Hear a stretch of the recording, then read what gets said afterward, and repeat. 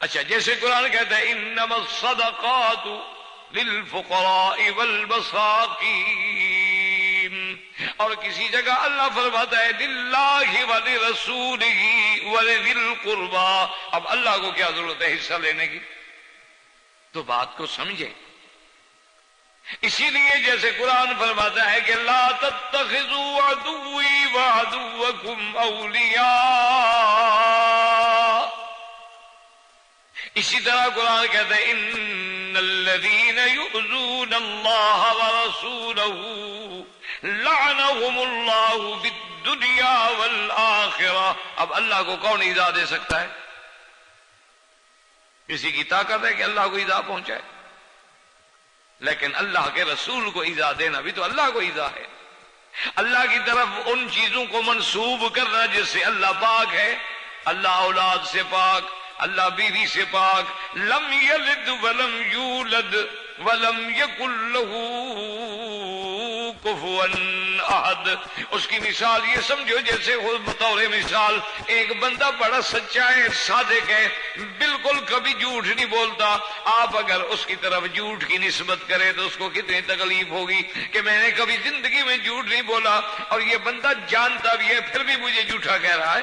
تو جب کوئی آدمی اللہ کی طرف اس چیز کو نسبت کرے جس سے اللہ پاک ہے، اللہ تو اولاد سے پاک، اللہ تبارک و تعالیٰ تو بیوی سے پاک، اللہ تبارک و تعالیٰ ہر صفت نقصان سے پاک ہے۔ اولاد کی ضرورت تو اس کو ہوتی ہے جو اس کے بعد اس کو سنبھال سکے، بڑھاپے میں کام آ سکے، کمزوری میں کام آ سکے، پھر اس کے دل کا حصہ ہے، بدن کا حصہ ہے، اور اللہ ان چیزوں سے پاک ہے۔ اللہ کو کیا ضرورت ہے؟ ساری کائنات جس کی محتاج ہو، ساری کائنات جس کی مخلوق ہو، اس کو کیا ضرورت؟ اس لیے یہ بات سمجھیں کہ یہاں بھی وہی معنی ہے۔ اللہ فرماتے ہیں کہ میرا بندہ عبادت کرتے کرتے کرتے میرے اتنے قریب ہو جاتا ہے کہ میں اس کا سننا بن جاتا ہوں، اس کا دیکھنا بن جاتا ہوں۔ کیا معنی؟ کہ اس کا سننا میری رضا کے مطابق، اس کا دیکھنا بھی میری رضا کے مطابق، اس کا پکڑنا بھی میری رضا کے مطابق، اس کا چلنا بھی میری رضا کے مطابق۔ اب یعنی وہ میری رضا کے بغیر چل نہیں سکتا، میری رضا کے بغیر دیکھ نہیں سکتا، میری رضا کے بغیر سن نہیں سکتا، تو لہذا فرما دیا سب ہوں، میں اس کا دیکھنا ہوں، اس کا سننا ہوں۔ یہ معنی نہیں نعوذ باللہ کہ اللہ کسی میں حلول کر کے اس کے کان بن جاتے ہیں۔ معنی یہ ہے کہ بندہ اب میری رضا کا اتنا تابع ہو گیا ہے کہ اس کی ہر حرکات کا میرا اللہ خود محافظ ہو گیا ہے کہ کوئی قدم اس کا اللہ کی رضا کے بغیر اٹھتا ہی۔ اس کو مثال کے طور پر مزید یعنی آپ سمجھنے کے لیے دیکھیں کہ جب ہر حکم اللہ کا نافذ ہو اور بندہ اس کی رضا پہ راضی ہو، اللہ کی قضا پہ راضی ہو، اللہ کی تقدیر پہ راضی ہو، اللہ کے ہر فیصلے پہ راضی ہو، تو کوئی جیسے کہ اللہ نے فرمایا اصحاب بدر کے بارے میں حدیث میں آتا ہے کہ اللہ نے فرمایا ان اللہ اطلع الى اہل بدر فقال اعملوا ما شئتم انی قد غفرت لکم۔ اللہ پاک نے دیکھا جیسے اس کی شان کو زیبا ہے اہل بدر کی طرف، اور اس کے بعد فرمایا کہ اہل بدر آج کے بعد جو چاہو تم کرو، میں نے تمہاری بخشش کر دی ہے۔ اس کا معنی کیا تھا؟ یعنی اللہ ان کو گناہوں کی اجازت دے رہے ہیں کہ جاؤ تم گناہ کرو، اس لیے کہ میں نے جی تمہیں معاف کر دیا، اب چاہے تم نماز بھی نہ پڑھو، میں نے تمہیں معاف کر دیا۔ یہ معنی نہیں ہوتا، اس سے ان کے شان کی بلندی اور عظمت مراد ہوتی ہے۔ اور دوسرا یہ معنی ہوتا ہے کہ اللہ تو جانتے ہیں کہ اللہ ان کو اپنی رضا کا اتنا تابع کر دیں گے کہ نافرمانی کرنے کی توفیق ہی نہیں ہوگی، نافرمانی کریں گے کیا؟ اور اگر کبھی بتقاضۂ بشریت ان سے کوئی ایسی بات ہو جائے توبہ کی توفیق دے دیں، جب توبہ ہو گئی گناہ ختم ہو گئے۔ تو یہ معنی ہوتا ہے، یہ معنی نہیں ہوتا نعوذ باللہ کہ جیسے کہ حضرت آقا نامدار خاتم الانبیاء حبیب کبریا سیدنا محمد مصطفیٰ صلی اللہ علیہ وسلم جب جیش اسرا کے موقع پر حضرت عثمان نے 300 اونٹ پیش کیے اور اس کے بعد دینار و دراہم پیش کیے، حضور اپنی گود میں وہ پیسے لے کر ہلا رہے ہیں اور فرماتے ہیں ما ضر عثمان ما عمل بعد اليوم، ما ضر عثمان ما عمل بعد اليوم، عثمان آج کے بعد جو کچھ تم کرو تمہیں کوئی نقصان نہیں ہوگا۔ اب یہ معنی تھوڑا ہے کہ عثمان نماز چھوڑ دیں، روزہ چھوڑ دیں، تمہیں کوئی نقصان نہیں ہوگا۔ یہ تو پھر عجیب سی باتیں ہوتی ہیں نا. جیسے آپ کسی کو کہیں جی آپ کھا سکتے ہیں، وہ کہے جی ہاں کھا سکتا ہوں. اچھا آپ کھانا کھا سکتے؟ کھا سکتے. آپ سینڈوچ بھی کھا سکتے؟ سینڈوچ بھی کھا، پیزا بھی کھا سکتے. اچھا جی گندگی بھی کھا سکتے؟ یہ کوئی بات ہے عقل کی؟ کیونکہ کھا سکتے ہیں لہذا نتیجہ کیا نکلا کہ گندگی بھی کھا سکتے ہیں. انا للہ و انا الیہ راجعون. اللہ ہدایت دے کہ کتنا اہل باطل لوگوں کو گمراہ کرتے کہ چونکہ ایک لفظ آ گیا کہ کھا سکتے ہیں لہذا ہر چیز کھا سکتے ہیں. اللہ کے بندے کچھ سوچنا چاہیے کہ خدا کے فرمان کو بدل کے ہم ایک جھوٹے عقیدے کو ثابت کرنے کی کوشش کر رہے ہیں. لوگوں کو توحید کے رستے سے ہٹا کے ہم باطل کی طرف لے جا رہے ہیں. کچھ عقل تو ہونا، کچھ سوچ تو ہو کہ ہم کر کیا رہے ہیں، ہمارا راستہ جا کدھر رہا ہے، ہم نے کون سا کھٹن راستہ اختیار کر لیا. تو اس لیے ہمیشہ یاد رکھیں کہ ان کی یہ دلیل جو ہے یہ بھی نعوذ باللہ قابل حجت نہیں بنی. اچھا بعض جگہ تو اتنا حد سے بڑھ گئے ہیں کہ مجھے تو کہتے ہوئے شرم آتی ہے. کتاب ہے انوار ساطعہ، اس کتاب کا نام ہے انوار ساطعہ، اور ایک مولوی صاحب گزرے ہیں ان کا نام تھا مولوی عبدالصبی، اس نے وہ کتاب دی. یعنی کتاب بھی آپ ملتی ہے، ہاں ملتی ہے. یہ ایسی کتاب جیسے بھی 81 حنفیت ہے اور ایک جال حق ہے اور ایک یہ انوار ساطعہ ہے. بہت بڑی کتابیں لکھی ہے. اہل باطل نے بھی بڑی بڑی کتابیں لکھی ہیں، اللہ معاف کرے. اچھا لوگ بیچارے معلومات رکھتے نہیں، خالی ذہن ہوتے ہیں. اور ہماری تو پھر برادری ماشاءاللہ ایسی ہے کہ جدھر ان کو لگا دو لگ جاتے.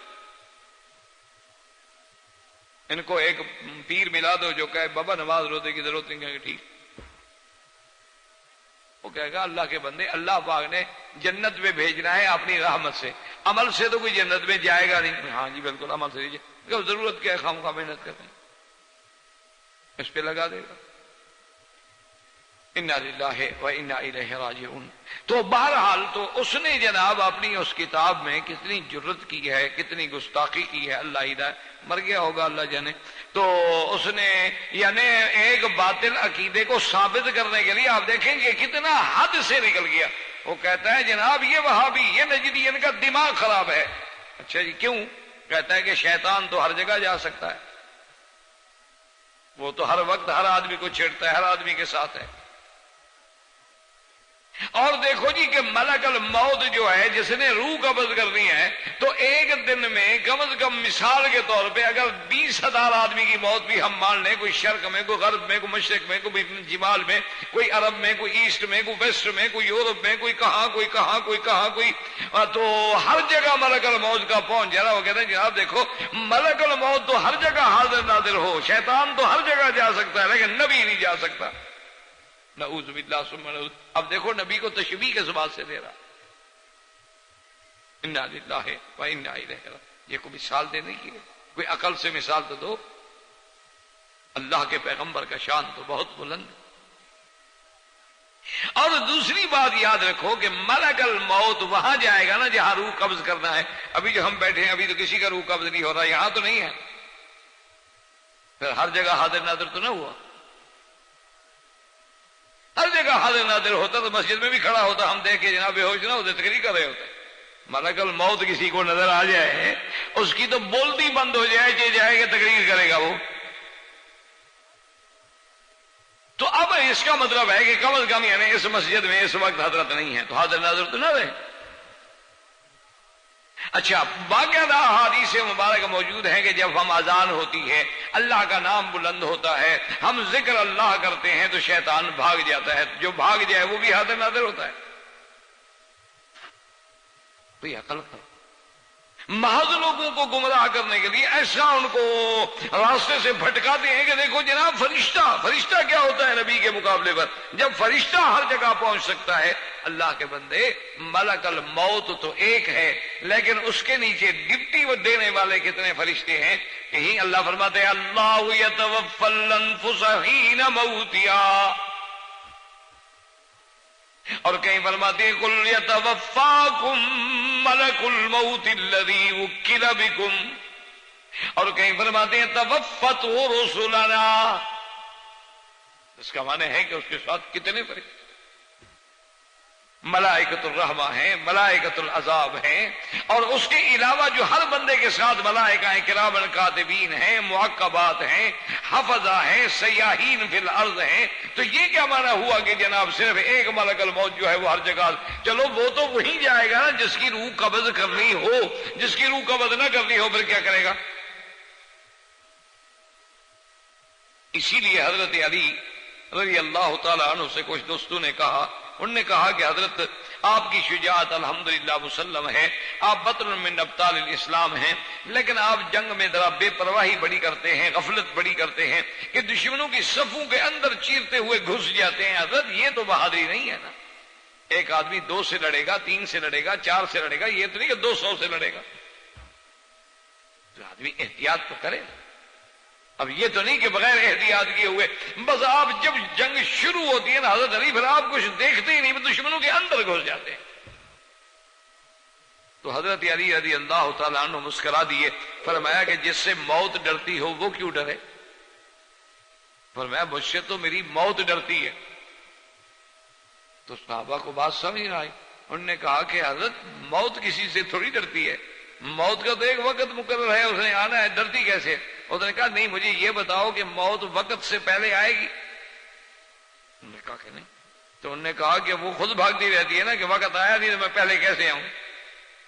تو وہ ڈر کے میرے قریب ہی نہیں آتی، جب وہ وقت آئے گا تو پھر کوئی بچائے گا نہیں، پھر تو چاہے میں بستر پہ سو رہا ہوں، چاہے گھر میں سو رہا ہوں، اینما تکونوا یدرککم الموت ولو کنتم فی بروج مشیدہ۔ اس لیے ہمیشہ یاد رکھیں، چلو ملک الموت کو تو ہم وہی حاضر ناظر مانیں گے نا جہاں حضرت روح نکال رہے ہوں، جو زندہ ہے وہاں تو حاضر ناظر نہ ہوا نا۔ تو اس لیے یہ دلیل جو ہے وہ بھی اپنے اندر کسی قسم کا کوئی